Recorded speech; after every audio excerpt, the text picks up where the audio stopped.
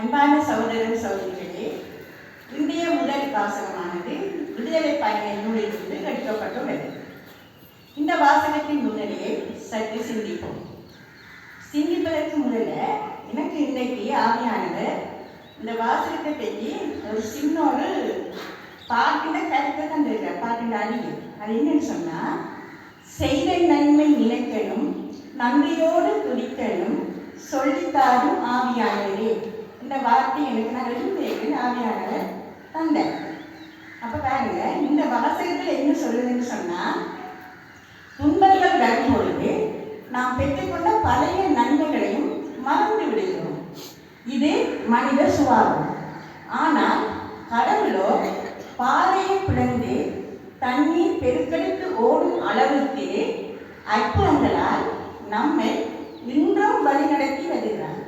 ஆகவே இயேசுவாக நம் தேவைகளை சந்திக்க முடியும், அதாவது பெற்றுக்கொள்ள முடியும் என்ற நம்பிக்கையோடு இந்த வாசகத்திற்கு செவிமடுப்போம். விடுதலை பயண நூலிலிருந்து வாசகம். அந்நாட்களில் இஸ்ரேல் மக்கள் சீன் பாலை நிலத்திலிருந்து ரயிலம் வந்து அங்கே பாளையம் இறக்கினார்கள். அங்கு தண்ணீரின்றி தவித்ததால் மக்கள் மோசேயை எதிர்த்து முறுமுறுத்து, நீ எகிப்திலிருந்து எங்களை வெளியேறச் செய்தது எங்களையும் எங்கள் பிள்ளைகளையும் கால்நடைகளையும் தாகத்தால் சாகடிக்கவா என்று கேட்டனர். மோசே ஆண்டவரிடம், இந்த மக்களோடு நான் என்ன செய்வேன்? இன்னும் கொஞ்சம் போனால் என் மேல் கல்லறிவார்களே என்று கதறினான்.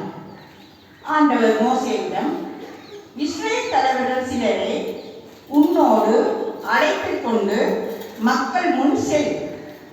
நைல் நதியை அடித்த உன் கோலையும் கையில் எடுத்துக்கொண்டு போ.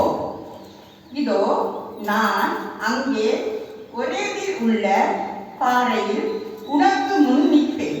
நீ பாறையை அடி.